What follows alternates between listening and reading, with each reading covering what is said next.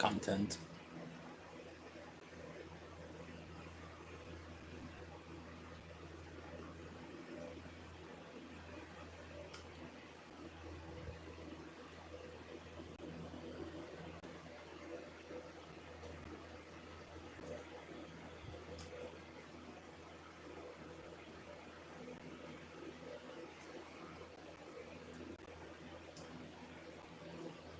A.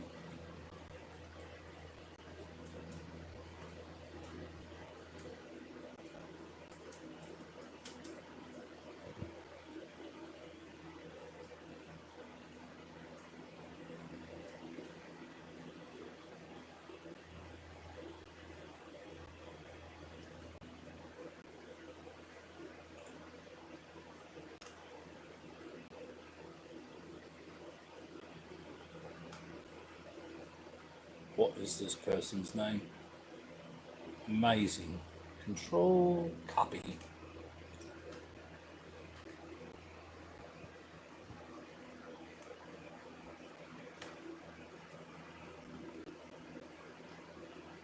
Sure, this fan sounds great.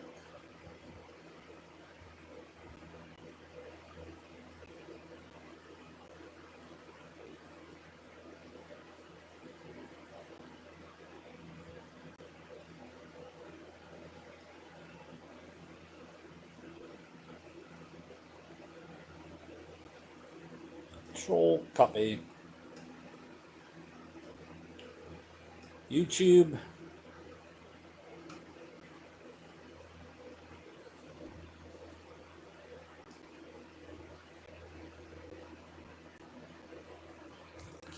Hello, Brobs. I have a request to read a story from Ghosts and More Ghosts by Robert Arthur.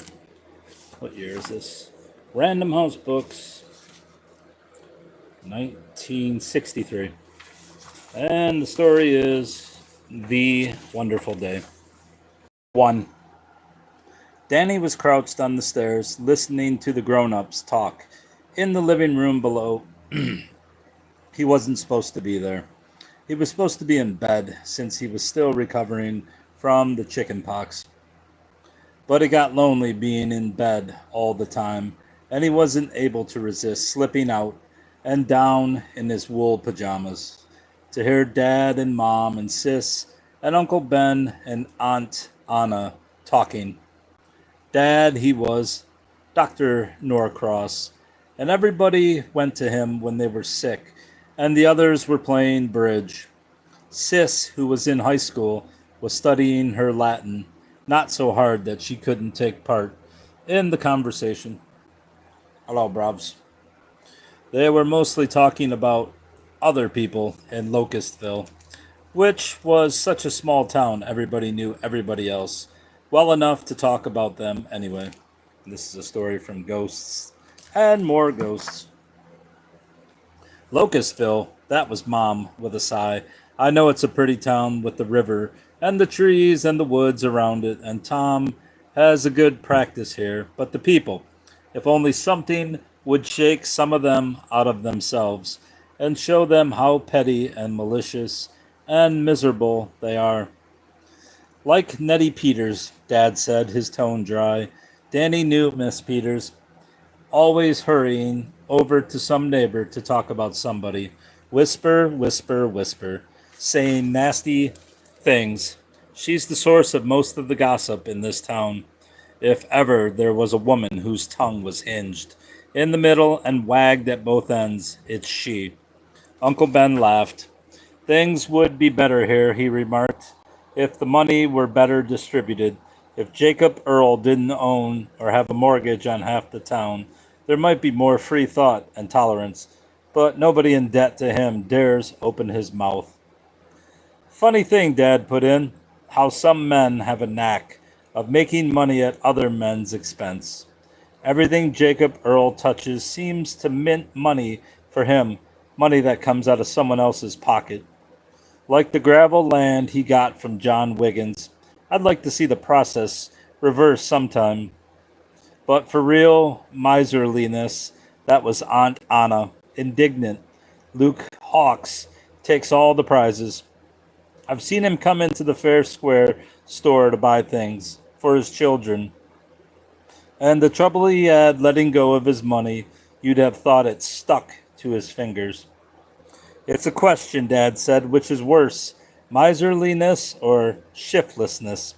Miserliness, I suppose, because most shiftless people are at least good hearted.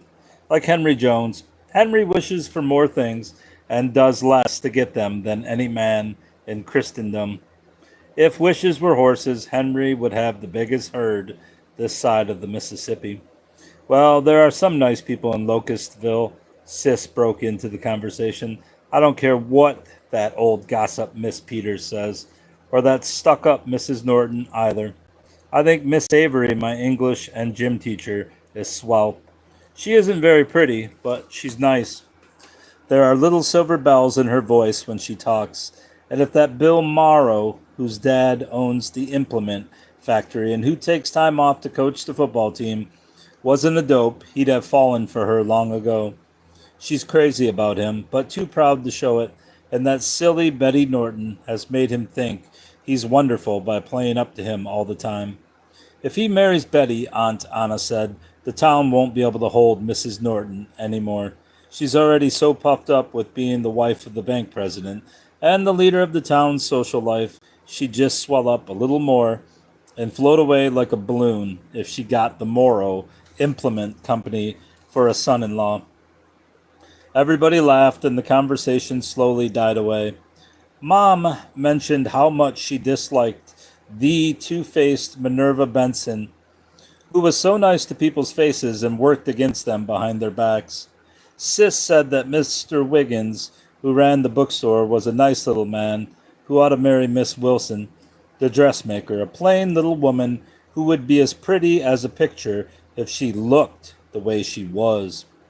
But he never would, Sis said, because he hadn't any money and would be ashamed to ask a woman to marry him when he couldn't even earn his own living.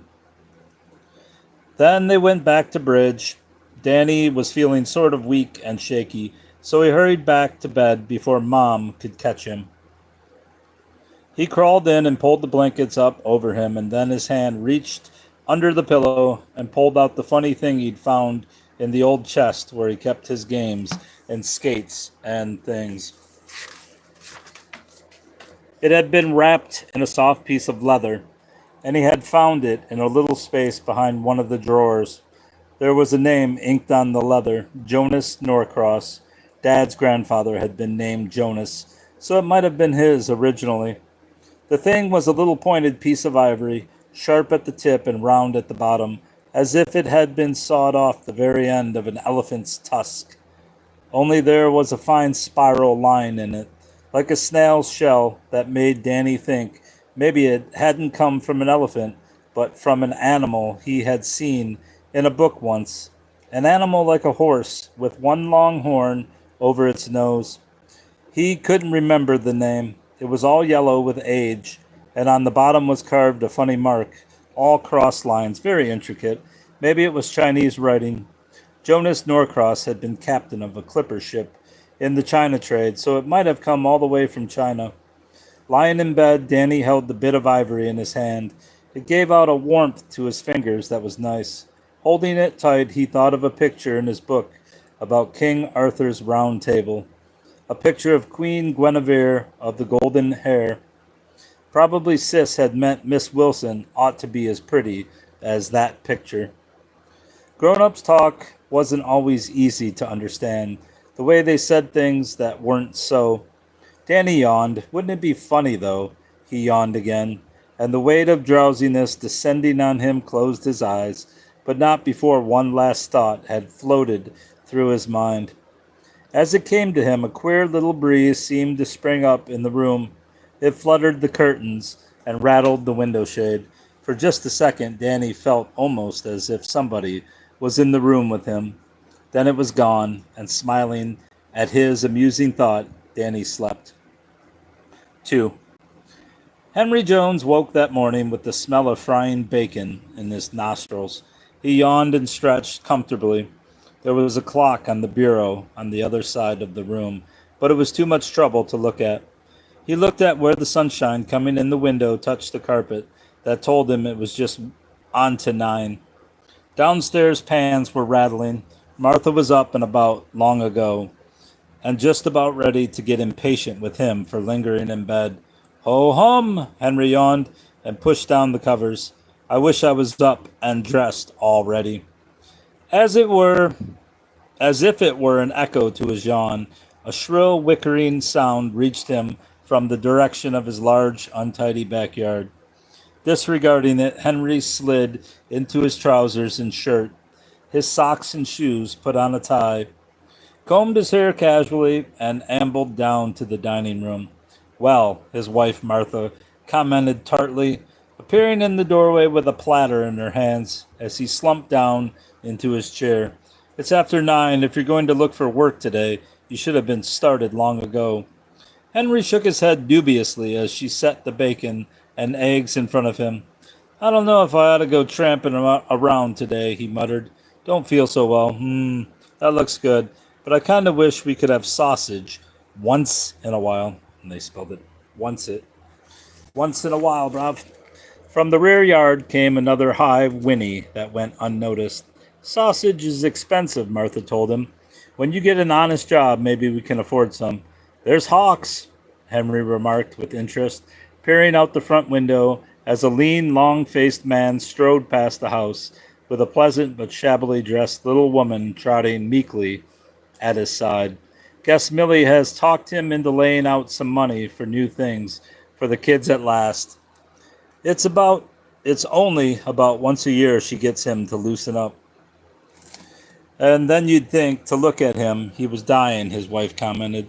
Just because he's buying a couple of pairs of $2 shoes for two as nice youngsters as ever lived. He begrudges them every mouthful they eat, almost. Still, Henry said, wagging his head wisely, I wish I had the money he has stacked away. From the rear yard came a sound of galloping hooves. Martha was too intent on scolding Henry to notice it. Wish, wish, wish, she stormed, but never work, work, work. Oh, Henry, you're the most exasperating man alive. Martha, I'm not worthy of you, Henry sighed. I wish you had a better husband. I mean it. This time the whinnying behind the house was a concerted squeal from many throats, too loud to go unnoticed. Henry's buxom wife started, looked puzzled, and hurried out to the kitchen. A moment later her screech reached Henry's ears. Henry, the backyard's full of horses, plunging and kicking all over the place. The news was startling enough to overcome Henry's early morning lethargy. He joined his wife at the kitchen window and stared with popping eyes at the big, rear yard. It was full, anyway. It seemed full of animals. Martha had called them horses. They weren't exactly horses, but they weren't ponies either. They were too small to be the one and too big to be the other. And they were covered with longish hair, had wild flowing manes, and looked strong and savage enough to lick their weight in tigers. Well, I'll be deuced, Henry exclaimed, his round countenance vastly perplexed. I wish I knew where those critters came from. Henry, Martha wailed, clutching his arm. Now there are 5. There had been 4 of them trotting about the yard, nosing at the wreck of the car Henry had once driven, thumping with their hooves the board fence that penned them in. But now there were indeed 5. Gosh, Henry gulped, his Adam's apple working up and down. We must have counted wrong. Now, how do you suppose they got in there? But what kind of horses are they, Henry? Martha asked, holding to his arm still, as if for protection in a way she hadn't for years. And whom do you suppose they belong to? Henry put an arm around Martha's plump waist and applied a reassuring pressure. I wish I knew, Martha, he muttered. I wish I knew. Henry, there was real fright in his wife's voice. Now there are 6. 7, Henry corrected weakly. The other 2 just sort of appeared. Together they gazed at the 7 shaggy ponies, which were trotting restlessly about the yard, nosing at the fence, as if seeking escape from the limited space. No more appeared, and seeing the number remain stable, Henry and Martha gained more self-possession. Henry, his wife said with severity, as if somehow blaming him, there's something queer happening. Nobody ever saw horses like those in Indiana before. Maybe they belong to a circus, Henry suggested, staring in fascination at the seven uncouth beasts. Maybe they belong to us. Us, Henry's jaw dropped. How could they belong to us? Henry, his wife told him, you've got to go out and see if they're branded. I remember reading anybody can claim a wild horse if it hasn't been branded. And those are wild horses if I ever saw any. Of course, Martha never had seen any wild horses, but her words sounded logical. Her husband, however, made no motion toward the back door. Listen, Martha, he said, you stay here and watch. Don't let anybody into the yard. Going to get Jake Harrison at the stable. He used to be a horse trader. He'll know what those things are and if they belong to us, if anybody does. All right, Henry, his wife agreed. The first time he could remember her agreeing with him in 2 years. But hurry, please do hurry. I will, Henry vowed, and without even snatching up his hat, he shot away. Jake Harrison, the livery stable owner, came back with him unwillingly, half dragged in Henry's excitement. But when he stood in the kitchen and stared out at the yard full of horses, his incredulity vanished. Good Lord, he gasped. Henry, where'd you get 'em? Never mind that, Henry told him. Just tell me, what are they? Mongolian ponies, the lanky horse dealer informed him. The exact kind of ponies old Genghis Khan's men rode on when they conquered most of the known world. I've seen pictures of them in books. Imagine it, Mongolian ponies here in Locustville. Well, Martha asked with withering scorn, aren't you going out to see if they're branded? Or are you two men afraid of a lot of little ponies? I guess they won't hurt us, the stable owner decided, if we're careful. Come on, Henry. Let's see if I'm still any good at lassoing. Or is it lassoing? Miss Jones, can I use this hank of clothesline? Henry opened the kitchen door and followed Jake Harrison out into the yard. At their arrival, the 7 ponies, he was glad to see the number hadn't changed in his absence, stopped their restless trotting and lifted their heads to stare at the men. Jake made a noose out of the clothesline and began to circle it above his head. The pony snorted and reared suspiciously. Picking the smallest one, the tall man let the noose go, and it settled over the creature's thick neck. The pony's nostrils flared. It reared and beat the air with its unshod front hooves as the other 6 ponies broke and scampered to the opposite end of the yard.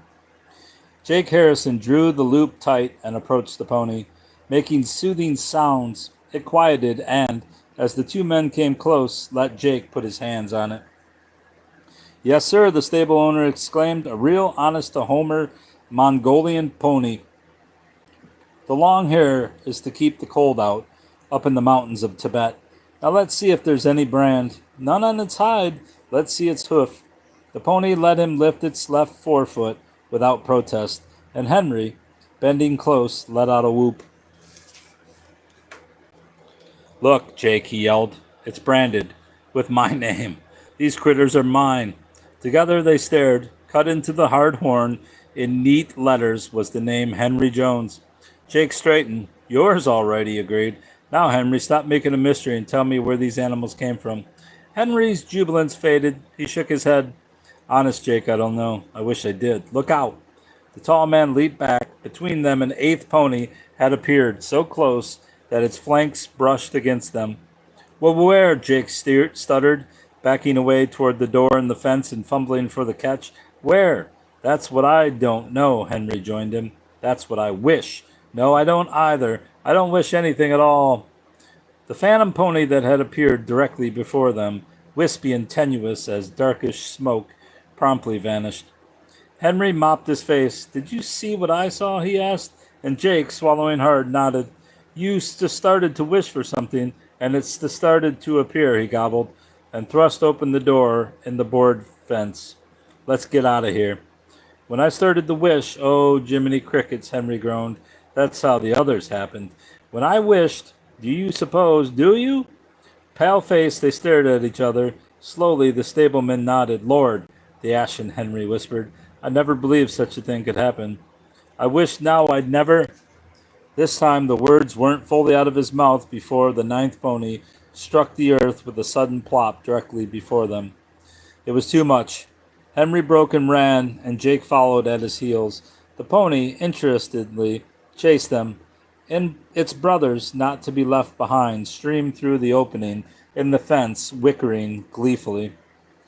When Henry and Jake brought up around the corner of the house, they were just in time to look back and see the last of the beasts trotting out into Main Street. 9 wicked whinnies cut through the morning quiet. 9 sets of small hooves pounded. "They're stampeding," Henry shrilled. "Jake, we gotta round 'em up before they do lots of damage." Oh, Jehoshaphat, I wish this hadn't ever happened. Neighing raucously, the 10 pony kicked up its heels, throwing dirt in their faces, and set off at a gallop after the others.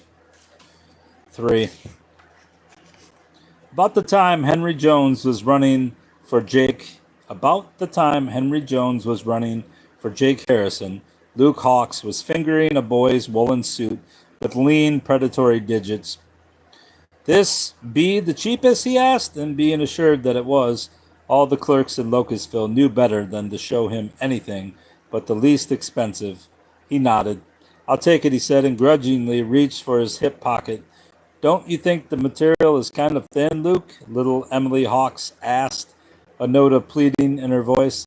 "Last winter Billy had colds all the time, and Ned—" The man did not bother to answer. With the well-filled wallet in his left hand, he inserted thumb and forefinger and brought out a $20 bill.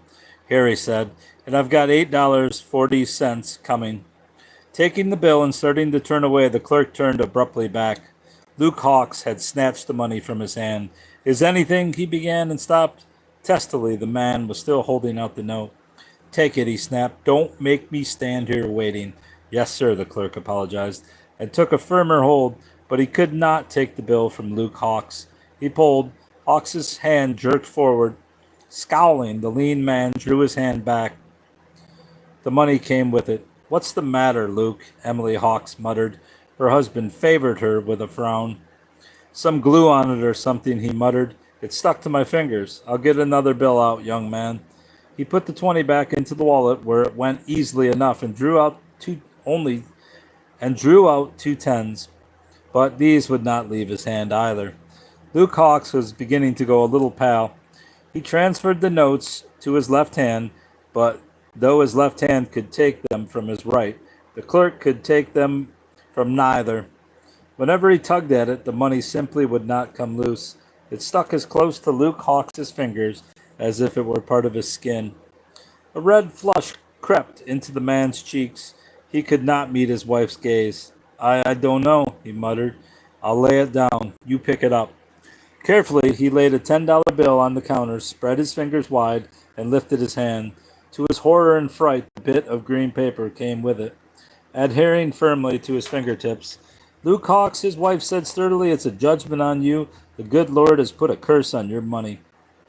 Why don't he just give him the wallet? "Hush," Hawks warned. "Nettie Peters has come in the store and is looking. She'll hear you and go gabbing nonsense." "It is not nonsense," his wife stated. "It's the truth. Your money will not leave your fingers." Luke Hawks went deathly pale again. With a strangled curse, he snatched out all the money in his wallet and tried to throw it down on the counter. To his intense relief, one folded green slip fluttered down, though the rest remained in his hand. "There," he gasped. "It ain't so, boy. How much is that?" The clerk reached for the paper. It's a cigar coupon, sir," he reported, his face wooden. Luke Hawks wilted then. He thrust all his money into the ancient pigskin wallet and, being careful that his fingers touched only the leather, held it out to his wife. "Here," he directed. "You pay him, Emily." Emily Hawks folded her arms and looked straight into his frightened eyes.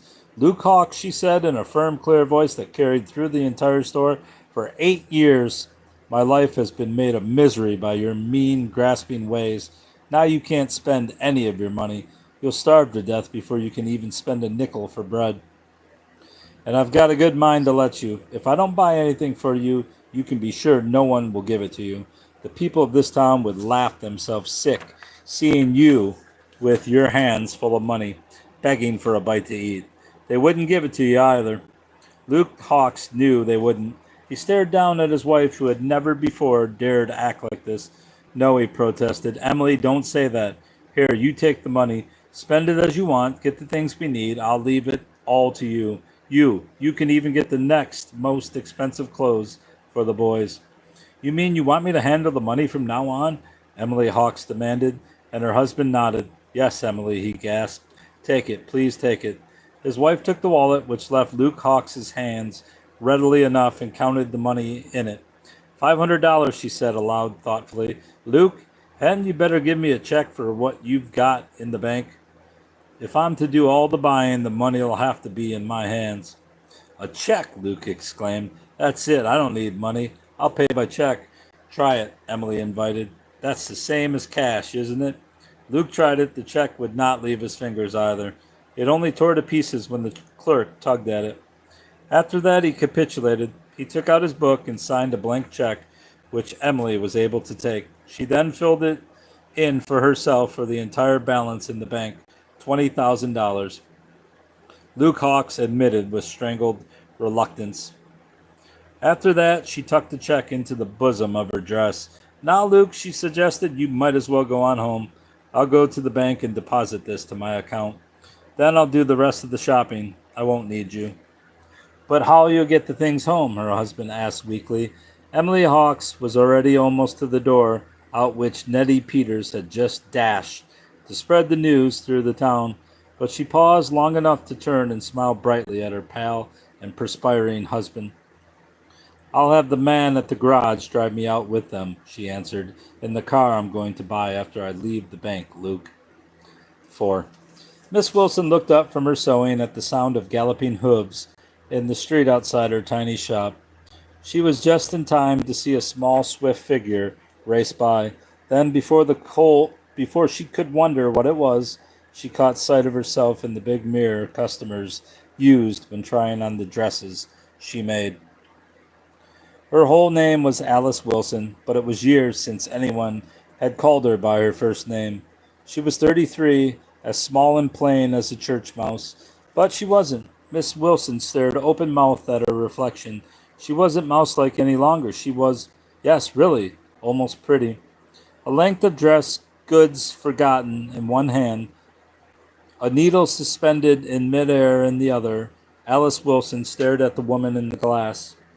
She saw a small woman with a smiling pink and white face, over which a stray lock of golden hair had fallen from the piled-up mass of curls on top of her head, curls that gave out a soft and shining light. The woman in the mirror had soft, warm red lips and blue eyes of sky azure, clearness and depth. Alice Wilson stared and smiled in sheer delight. The image smiled back. Wonderingly, Alice touched her face with her fingers. What had happened? What kind of a trick were her eyes playing on her? How? The clatter of hurrying footsteps made her jump. Nettie Peters, her sharp face alight with excitement, her head thrust forward on her skinny neck like a running chicken's, ran in. Miss Wilson's dressmaking shop, the closest place to the Fair Square store, was her first stop on her tour to spread the news of Luke Hawks' curse. Miss Wilson, she gobbled breathlessly. What do you think? She thinks you've come to spread some scandal or other. That's what she thinks, a shrill, fowl-like voice interrupted. The voice seemed to come from her own mouth. Nettie Peters glared. Miss Wilson, she snapped, if you think ventriloquism is funny when I'm trying to tell you just like you're going to tell everybody else, the second voice broke in, and Nettie Peters felt faint. The words had come from her own mouth. She put her hands to her throat, and because her mind was blank with fright, her tongue went busily ahead with what she had planned to say. I saw Luke Hawks just as you see everything. That was the shrill second voice, alternating with her normal one. In the Fair Square store, and he and his wife were minding their own business, something you might do, were buying clothes for their poor starved children, whom they treat so shamefully. Trust you to get that in. When Mr. Hawks tried to pay the clerk, and you were watching to see how much they spent, the money wouldn't leave his fingers. Did you ever think how many people would be happy if sometimes the words wouldn't leave your throat? The town gossip ceased Her words had become all jumbled together, making no sense, like two voices trying to shout each other down. There was a strange fluttering in her throat, as if she were talking with two tongues at the same time. Miss Wilson was staring at her strangely, and Nettie Peters saw for the first time the odd radiance in Miss Wilson's hair, the new sweetness in her features. Incoherent words gurgled in the older woman's throat. Terror glazed her eyes. She turned, and with a queer sobbing wail, fled.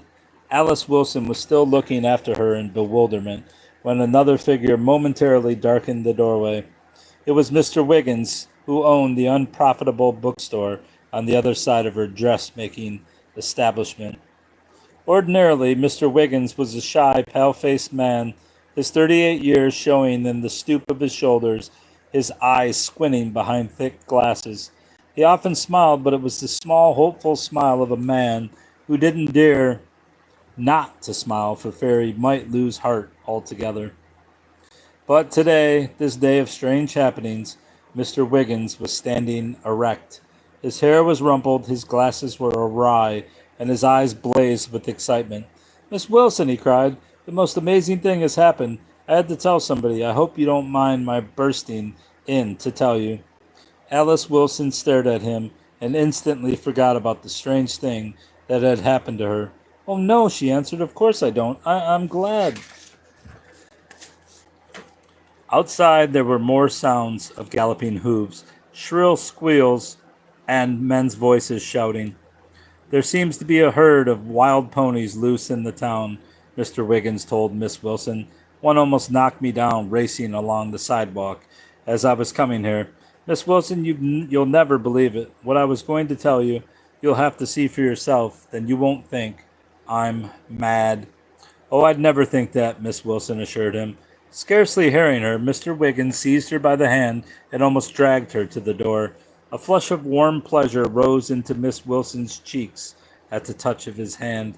A little breathless, she ran beside him, out the shop door, down a dozen yards, and into the gloom of his tiny, unpatronized bookstore. On the way, she barely had a glimpse of 3 or 4 shaggy ponies snorting and wheeling farther up the street, with Henry Jones and Jake Harrison, assisted by a crowd of laughing men and boys trying to catch them. Then, Mr. Wiggins, trembling with excitement, was pushing her down into an old, overstuffed chair. "Miss Wilson," he said tensely, "I was sitting right here when in came Jacob Earl not 15 minutes ago. You know how he walks, big and pompous, as if he owned the earth. I knew what he wanted. He wanted the $1,000 I owe him that I borrowed to buy my stock of books with, and I didn't have it, none of it. You remember when my aunt died last year? She left me that property down by the river that I sold to Jacob Earl for $500. He pretended he was doing me a favor buying it to help me get started in business.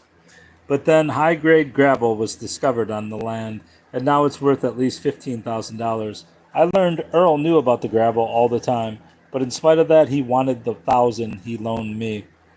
"Yes, oh yes," Miss Wilson exclaimed. "He would. But what did you do, Mr. Wiggins?"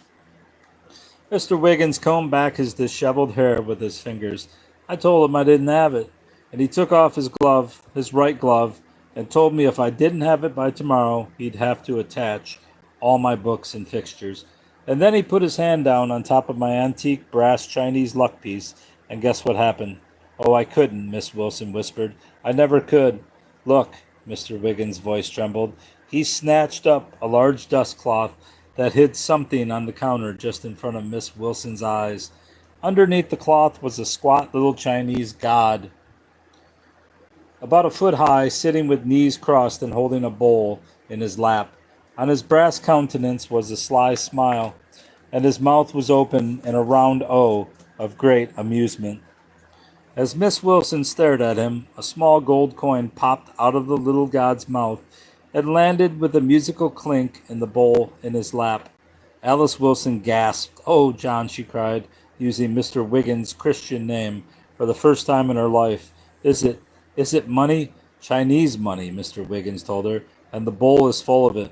A gold coin comes out of his mouth every second. The first one came out right after Mr. Earl put his hand on the god's head. Look. He scooped up the contents of the bowl and held them out, let the gold coins rain into Miss Wilson's lap. Incredulously, she picked one up. It was a coin as large perhaps as an American nickel. In the center was punched a square hole. All around the edges were queer oriental ideographs, and the piece of money was as fresh and new and shiny as if it had just come from the mint. Is it real gold? Miss Wilson asked tremulously. 20 carats pure at least, John Wiggins assured her. Even if it is Chinese money, the coins must be worth $5 apiece, just for the metal. And look, the bowl is half full again. They stared wide-eyed and breathless at the little grinning god. Every second, as regularly as clockwork, another gold coin popped out of his open mouth. It's as if he were coining them, John Wiggins whispered. Oh, it's wonderful, Alice Wilson told him with rapture. John, I'm so glad, for your sake. Now you can pay off Earl. In his own coin, the man chortled, because he started it happening, you know, so you could call it his own coin. Perhaps he pressed the secret spring or something that released the coins from where they were hidden inside the god. I don't know. But the funny thing is, he couldn't pick them up. He tried to pretend he had just dropped the first couple, but they rolled out of the bowl and right across the floor when he reached for them, and then he began to get frightened. He grabbed up his hat and his gloves and ran out. Then John Wiggins paused. He was looking down at Alice Wilson, and for the first time he really saw the change that had occurred in her. Why, he said, do you know your hair is the same color as the coins? Oh, it isn't, Miss Wilson protested, blushing scarlet at the first compliment a man had paid her in 10 years. It is, he insisted, and you're lovely, Alice. I never realized before how lovely. You're as pretty as a picture. He looked down into her eyes and without taking his gaze away, reached down and took her hands in his. He drew her up out of the chair and still crimsoning with pleasure, Alice Wilson stood and faced him. Alice, John Wiggins said, I've known you for a long time and I've been blind. I guess worry blinded me, or I'd have seen long ago how beautiful you are and would have known what I'd just realized. I know I'm not much of a success as a man, but Alice, would you be my wife? Alice Wilson gave a little sigh and rested her face against his shoulder so that he might not see the tears in her eyes. Happiness had mostly eluded her until now, but this moment more than made up for all the years that were past. John Wiggins put his arms about her, and behind them the little god grinned and went busily on with his minting. Jacob Earl stomped into the library in his home and locked the door behind him, with fingers that shook a little.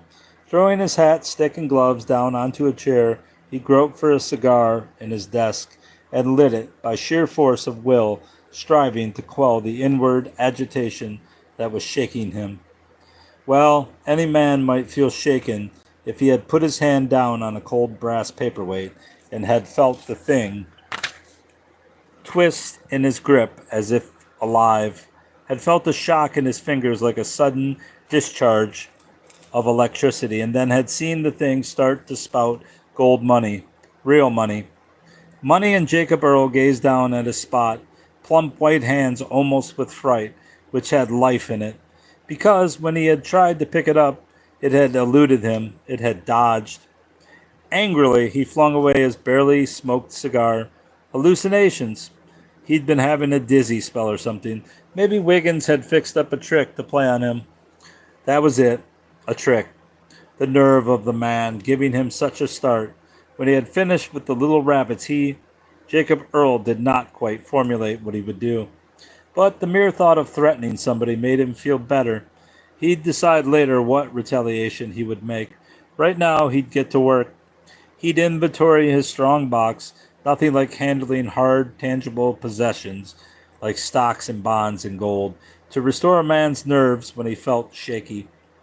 He spun the combination of a safe, swung open the heavy outer door, unlocked the inner door, and slid out first a weighty steel cash box locked by a massive padlock.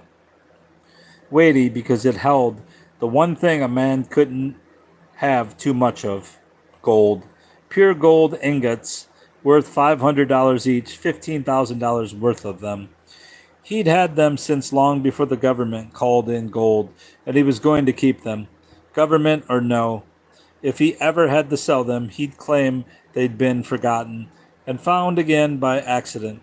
Jacob Earl flung open the lid of his gold cachet, and his overly ruddy face turned a sudden pallid gray.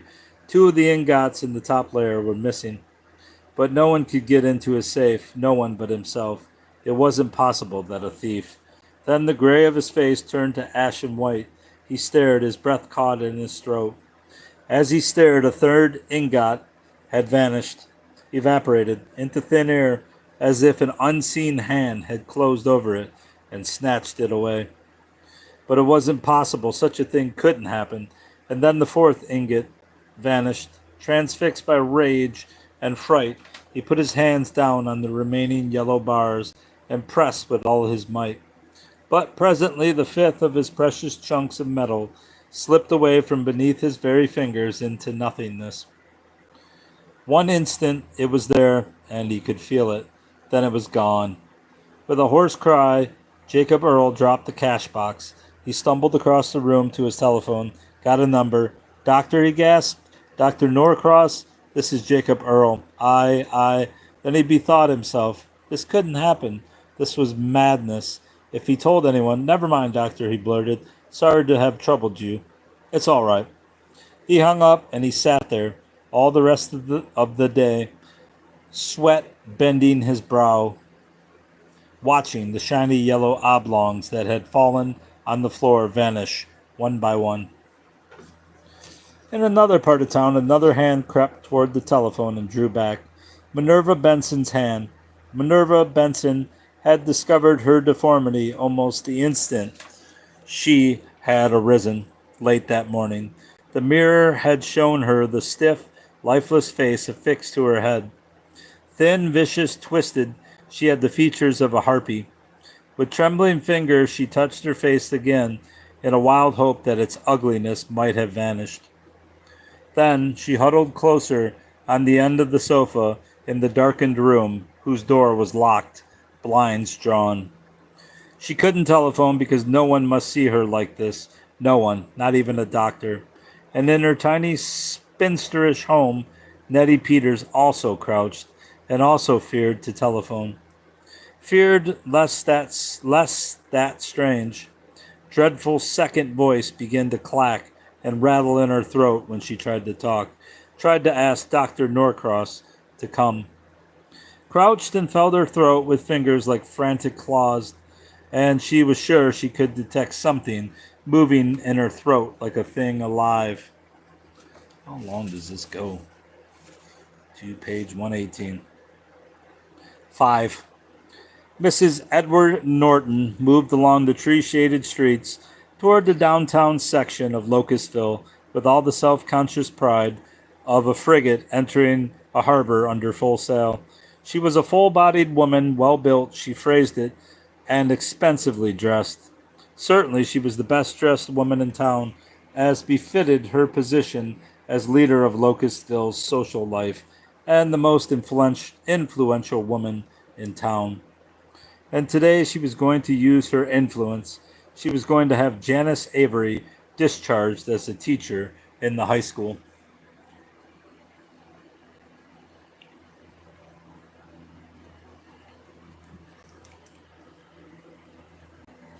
Distinctly, she had seen the young woman smoking in her room the previous evening when she happened to be driving by. A woman who should be an example to the children, she thought. Mrs. Norton sailed along, indignation high in her. She had called first at Minerva Benson's home. Minerva was a member of the school board, but Minerva had said she was sick and refused to see her. Then she had tried Jacob Earl, the second member of the board, and he had been ill too. It was odd. Now she was going directly to the office of Dr. Norcross. He was head of the school board, not the kind of man she approved of for the position, of course, Mrs. Norton paused. For the past few moments, she had been experiencing a strange sensation of puffiness, of lightness. Was she ill too? Could she be feeling lightheaded or dizzy? But no, she was perfectly normal. Just a moment's upset, perhaps from walking too fast. She continued onward.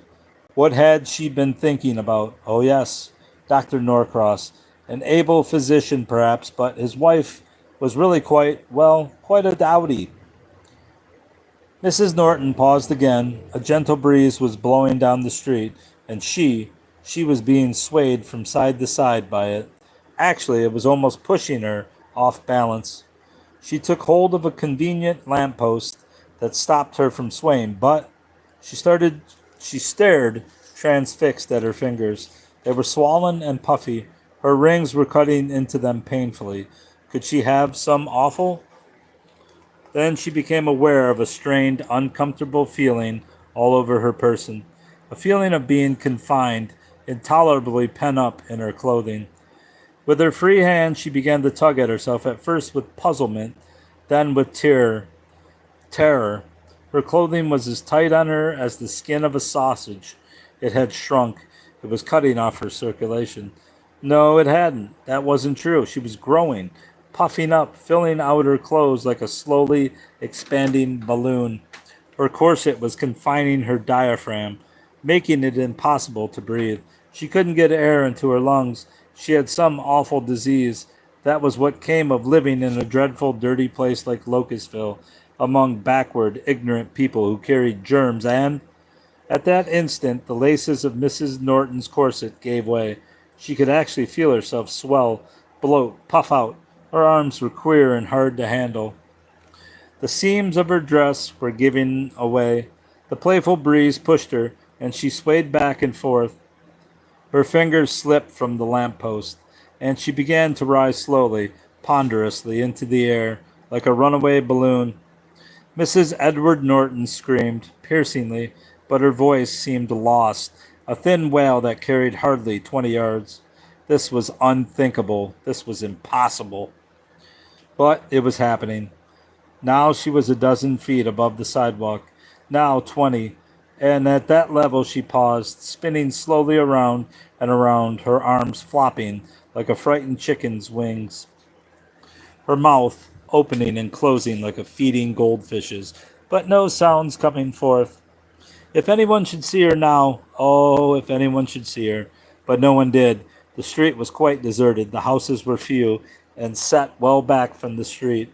And the excitement downtown, the herd of strange ponies that all day had been kicking up their heels as Henry Jones and his volunteer assistants tried to pen them up, had drawn every unoccupied soul in Locustville.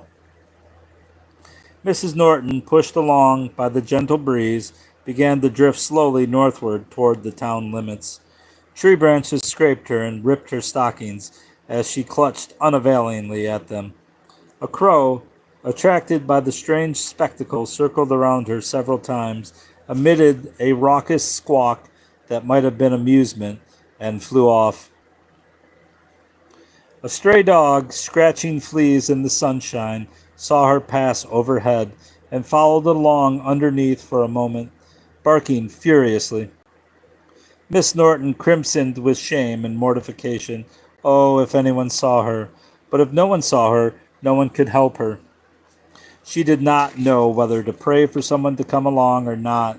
She was unhurt. Perhaps nothing worse was going to happen, but to be sailing placidly through the air, 20 feet above the street, puffed up like a balloon. The breeze had brought her out to a district market for subdivision, but still vacant.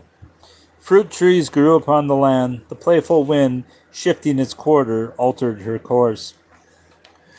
In a moment she was drifting past the upper branches of gnarled old apple trees, quite hidden from the street. Her clothes were torn, her legs and arms stretched. Her hair was straggling down her back, and her indignation and fear of being seen began to give way to a sensation of awful helplessness. She, the most important woman in Locustville, to be blowing around among a lot of old fruit trees for crows to caw at and dogs to bark at. And Mrs. Norton gasped. She had just risen another 3 feet. With that, she began to weep. The tears streamed down her face. All at once, she felt humble and helpless, and without a thought for her dignity or her position. She just wanted to get down. She just wanted to go home and have Edward pat her shoulder and say, "There, there," as he used to, a long time ago, while she had a good cry on his shoulder. She was a bad woman and she was being punished for it. She had been puffed up with pride, and this was what came of it. In the future, if ever she got down safely, she'd know better. As if influenced by the remorseful thoughts, she began to descend slowly. Before she was aware of it, she had settled into the upper branches of a cherry tree, scaring, scaring away a flock of indignant birds, and there she caught. She had a lot of time in which to reflect before she saw Janice Avery swinging past along a shortcut from the school to her home and called to her. Janice Avery got her down with the aid of Bill Morrow, who was the first person she could find when she ran back to the school to get aid. Bill was just getting into his car to drive out to the football field where he was putting the school team through spring practice when she ran up, and at first he did not seem to understand what she was saying. As a matter of fact, he didn't. He was just hearing her voice, a voice that was cool and sweet and lovely like music against the background of distant silver bells. Then, when he got it, he sprang into action. "Good grief," he exclaimed. "Mrs. Norton stuck up a tree picking cherries. I can't believe it." But he got a ladder from the school and brought it, gulping at the sight of the stout, tearful woman caught in the crotch of the cherry tree. A few moments later, they had her down. Mrs. Norton made no effort to explain beyond the simple statement she had first made to Janice. "I was picking cherries and I just got stuck." Wild as it was better than the truth. Bill Morrow brought his car as close as he could, and Janice hurried her out to it, torn, scratched, bedraggled, red-eyed. They got her in without anyone else's seeing and drove her home. Mrs. Norton sobbed out a choked thanks and fled into the house to weep on the shoulders of her surprised husband. Bill Morrow mopped his forehead and looked at Janice Avery. She wasn't pretty, but there was something lovely in her smile and in her voice. A man could hear a voice like that all his life and not grow tired of it. "Golly," he exclaimed as he slid behind the wheel of his car, "and Betty Norton is going to look just like that some day. Do you know, I'm a fool. I actually once thought of, but never mind. Where can I take you?" He grinned at her, and Janice Avery smiled back, little happy lines springing into the life around the corners of her lips and her eyes. "Well," she began as the wide-shouldered young man kicked the motor into life, "you have to get to practice." "Practice is out," Bill Morrow told her with great firmness as he let in the clutch. "We're going someplace and talk." She sat back, content. 6. The sun was setting redly as Dr. Norcross closed his office and swung off homeward with a little step.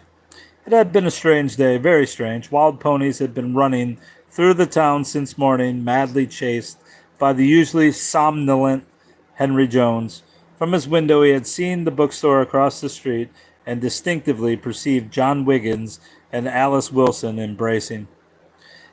Then there had been that abortive phone call from an obviously agitated Jacob Earl, and he had positively seen Mrs. Luke Hawks going past in a brand new car with a young man at the wheel who seemed to be teaching her to drive. Whew. There would be a lot to tell his wife tonight. His reflections were cut short as he strode past Henry Jones's backyard, which lay on his homeward shortcut route.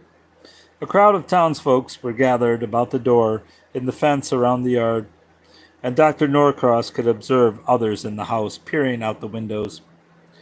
Henry and Jake Harrison, mopping their faces with fatigue, stood outside peering into the yard through the cautiously opened doorway.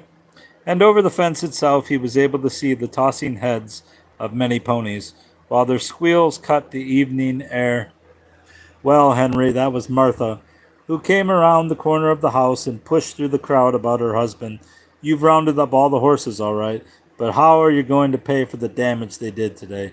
Now you'll have to go to work in spite of yourself. Even if they aren't good for anything else, they've accomplished that. There was an excitement on Henry's face Dr. Norcross had never seen there before. Sure, Martha, sure, he agreed. I know I'll have to pay off the damage, but Jake and me, we've got plans for these hoop jackrabbits. Know what we're going to do? He turned so all of the gathered crowd could hear his announcement. Jake and me, we're going to use that land of Jake's south of town to breed polo ponies, he declared.